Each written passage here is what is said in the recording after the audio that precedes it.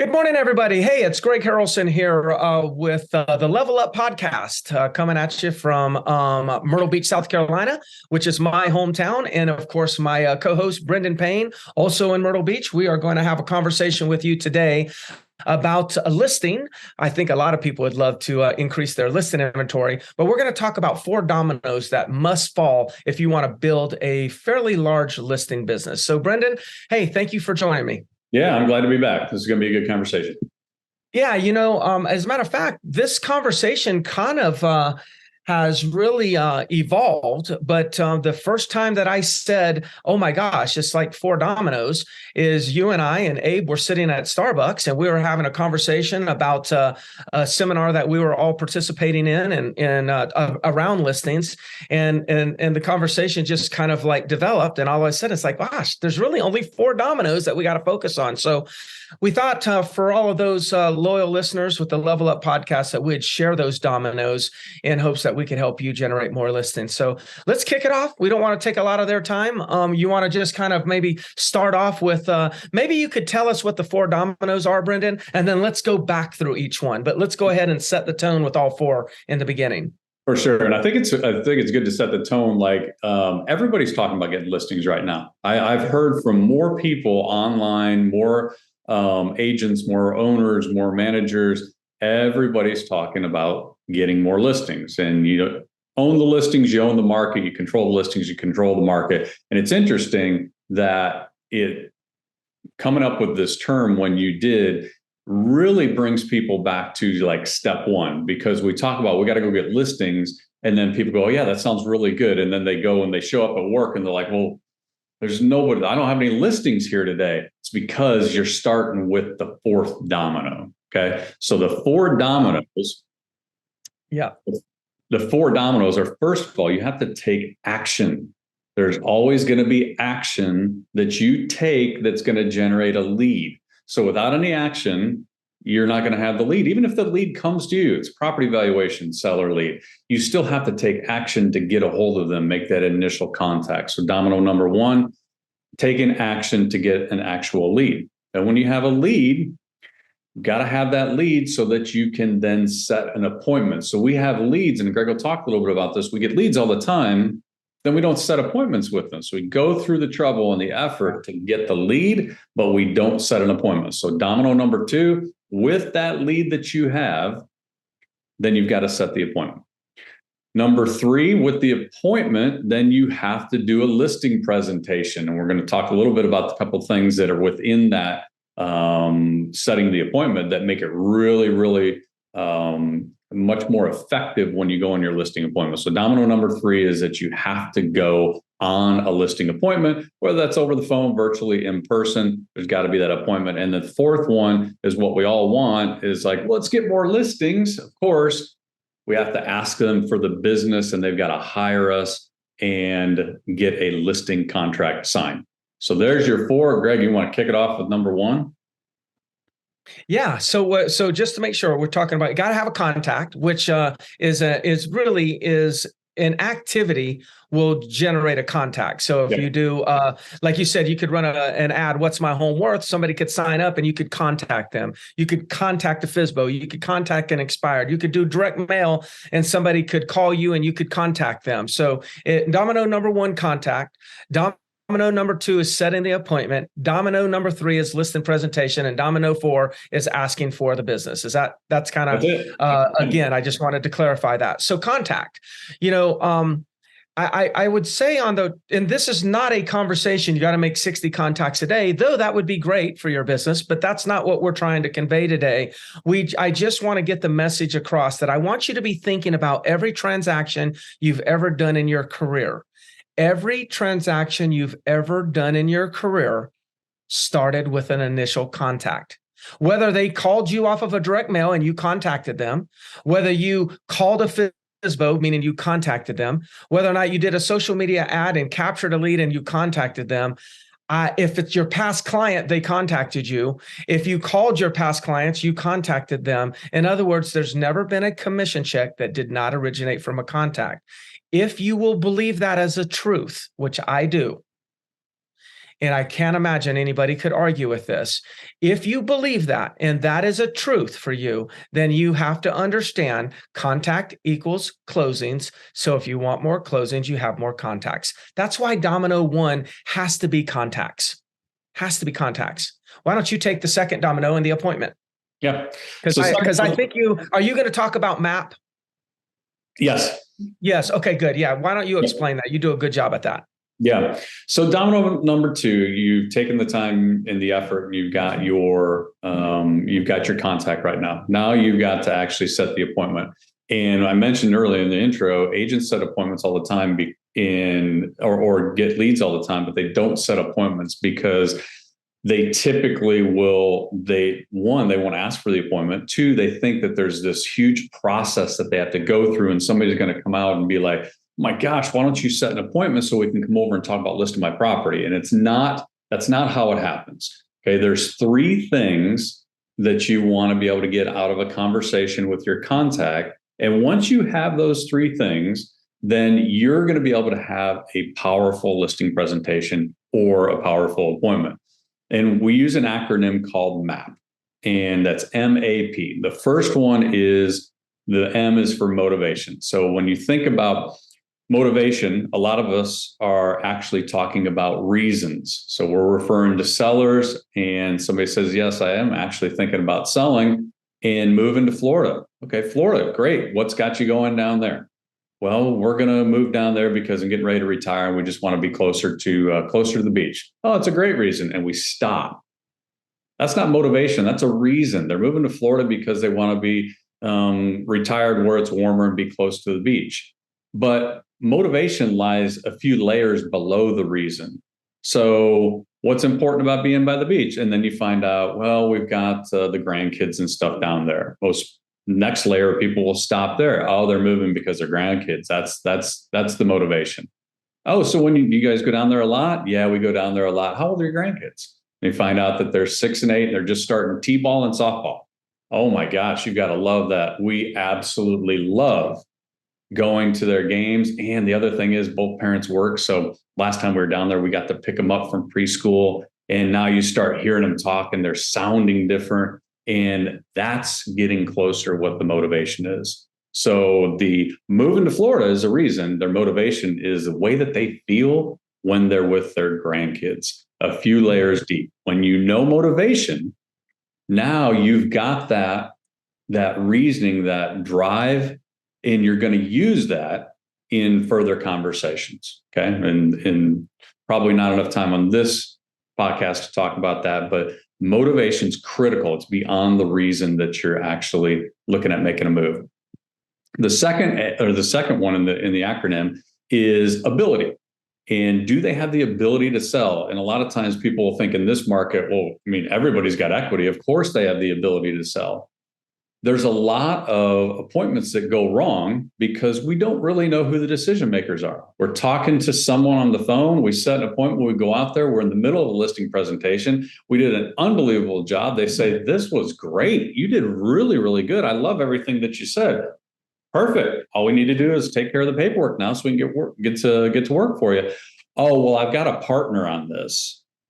Or I've got somebody else that guides me on this. Oh, I actually need to go through all this stuff with my CPA. So understanding that somebody's got the ability to sell goes beyond just the fact that they have got equity in the property. Are the decision makers there? Can they actually do this transaction when you show up? Do they have the ability to do that? So we've got motivation, we've got ability, and then we've got price. And this is probably the most common metric or the most common thing that's left behind when somebody sets an appointment to go meet with the seller. And we're talking about their price. What's their idea of the value? When you show up, what are they going to be expecting in terms of price? And the reason that we miss out on this a lot of times is because we're afraid to ask. And we're afraid to ask because we're afraid we're going to get the answer of, well, you know what, that's what you're the expert. I want you to tell me. I don't want to tell you my price. We understand we're at the beginning stage with this person. They may not want to give us the price right off the bat, but we need to understand where are they coming from. If we show up without knowing what their expectation of the value is, then when we show up and we go through all of our data and we show them what the market's telling us, we find out then that they were expecting to get $100,000 more than what the market's going to bear. What happens? At that point, we're stuck. We lose any leverage, any way to have an actual strong presentation, because now they're saying, no, I wanted to get $100,000 more than this. I'll just wait. And now we don't have anything to do except either give in and say, well, you know what? Yeah, maybe I was wrong. Maybe we can get you $100,000 more. So we lose all credibility in what we just presented. Or we take an overpriced listing when we could have actually just had some conversations about, you know what, here's what the market's saying. You want $100,000 more. Can I ask you, like, what makes your property so much different than the other ones that we've seen on here? And then you can have a real conversation. So motivation, ability, and price are the three requirements to be able to go in and have a really strong listing presentation. And of course, that's domino number 2, which leads us to the actual listing presentation. Yeah, and I'll take that one. And so, we talked also not a long time ago, but for many years, we've talked about the process of information gathering and then information giving. And so for those of you, information gathering, think of a doctor. When you go to the doctor, you first see the nurse, and the nurse asks you a bunch of questions. They say, where does it hurt? Where's this? How's this? What medications you're taking? They're gathering all this information. That's what Brendan just demonstrated with MAP. He's gathering all this information, knowing that he's going to eventually make a presentation, just like the nurse gathers all this information, and then the doctor comes in and confirms a few things and then makes a presentation. So the doctor is the giver of information and the nurse is the gatherer. Brendan, so in the appointment setting time, you got to be in gathering information mode. Now, the listing presentation is going to be the giving the information presentation. And we're not going to go through the listing presentation. If you ever get involved with our coaching, which is called Agent Success Academy, I do a lot of training on listing presentations and how to do them. But the key thing that you need to know about the listing presentation is this, think of yourself as a performer, and it's showtime. So we want to take it serious. Like if you've ever went to a Broadway play in New York, or maybe just a play somewhere in another city, and you think about it, because I love plays and on Broadway. And one of the things is I'm just inspired by how professional these performers are, how often they get out there and don't make a mistake. For hours they're performing and there's no mistakes. Or if they make a mistake, I surely don't know about that mistake. I don't recognize it. It's so subtle. They covered it up so much. I want you to be thinking about the listing presentation is the one thing that if you will master the listing presentation like that Broadway performer mastered their performance, if you do that and you do what Brendan just said, which is like really know and their motivation, know the ability, and know their pricing, you gather all that information. That's a combination. You've gathered, now you've given an unbelievable presentation. Only other thing I'm going to say about the presentation, again, because that's an hour-long conversation in itself, is a lot of agents lose the listing because the lack of ability to present price. So a lot of agents will lose their listing because they do a poor presentation on price. That doesn't mean you tell them the wrong price. You're not presenting price in the best way. So I always say, never go in with one price, always go in with one price range and give them 3 pricing strategies and then let them choose which one will work best for them. Okay, go ahead. Why don't you finish off with the 4th domino? Yeah, so we'll take it right from there, from that segue of price, and finish up the 4th domino, which you can do all the first 3. You can go and do the activities to get a lead. You can try and set an appointment. Then you can go on the listing presentation. But here is where it all comes down to you actually taking the listing. You have to ask for the business. Domino number 4 is you have to ask for the business. How many listings are lost? And maybe think back, have I left a listing appointment when I thought I did a great job? And then we were sitting there looking at each other. And then it was like, Okay, well, any other questions? And then they say, nope, thanks a lot. We'll get back to you. And now you're like, oh my gosh, I'm standing up and I'm walking out of this house right now without the listing paperwork.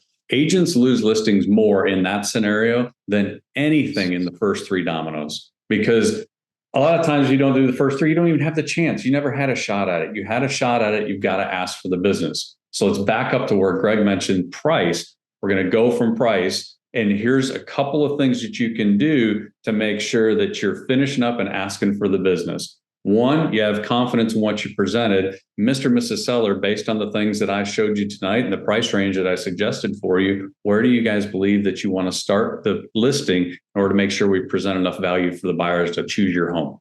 And when they do that, they choose one of those prices. Perfect. I agree 100%. They just told you, like, hey, we're ready. We're ready to hire you. It's one of these prices in this range. They didn't object to that. We're good. That's a soft little ask for the business, but now we need to lock it down. And Mr. and Mrs. Seller, do you guys feel that, based on meeting me and what I'm going to do from a marketing perspective, that I'm going to be a great fit for you? Yes, we do. Great. When they said yes, we do, now all we need to do, a couple pieces of marketing paperwork, and we'll be able to get to work for you. And then you slide the paperwork over, and there we go. We have to ask for the business. We can do a couple of things ahead of time to make sure that we're there with them. But when we ask for the business, they're usually going to say yes. The other part is, understand there was no close in there. There was no, like, I've got to find the 6 different types of closes so I can just keep beating them up. The perfect close to a listing presentation, it's just an extension. It's just a natural progression of, I got information from them on what their motivation was. I supplied market information. I gave options. They chose an option. And now the last thing to do is we just have to work together. And a great listing presentation just ends naturally in us signing paperwork. But they usually don't say, hey, where do I sign? We still have to ask for the business. Yeah. I think I heard a statistic one time. It was in some sales organization, and that was doing some national research. And they said the average salesperson asks for the business or closes less than one time per presentation, per meeting. So I guess less than one time means sometimes they don't ask at all, right? That means, yes, they're not asking at all, which is what you're describing. Yeah. And you got to understand, the seller expects you to ask. They know that you're there. You're a salesperson. We're a salesperson. They're actually interviewing somebody for a sales position, and then we failed to demonstrate that we are a salesperson.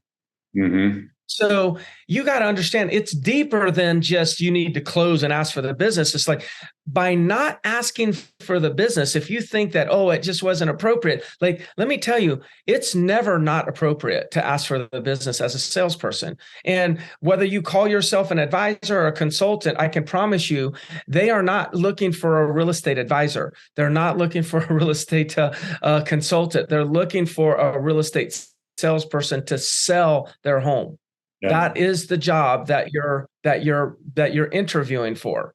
Yeah. So if you have a kind of a negative emotion with being labeled as a salesperson, then you need to kind of set that aside for a moment while you're at that listing presentation. In your marketing, your advertising, call yourself whatever you want to, but when you're in that listing presentation, you got to ask for the business. So there's the 4 dominoes. We got every deal is going to start with a contact. So contact's going to be the first domino that must fall over.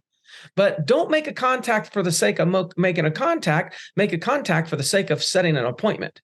And when you get to that appointment, it's showtime, baby. You go out there and you perform just like they're performing on Broadway. And then after the performance, like Brendan said, asking for the business is a natural progression. Just ask for the business. When I say, hey, these are the 3 options, pricing strategy options, I'm just kind of curious, Brendan, which pricing strategy should we start with? That's a simple ask right there. All right, Brennan, good job on that. Awesome. I think that we got that done. For those of you that want some additional coaching free, go to Real Estate Sales Solutions Facebook page. Just go to Facebook and like or join the Real Estate Sales Solutions Facebook page. It's free. We're constantly putting content on there as we think of new things to talk about and to share with you all. Well, a lot of this stuff is stuff that we've shared with our agents and helped them grow. And then, of course, you go to realestatesales.solutions.com and check out some additional coaching there. All right, man. Sounds good. Talk to you soon.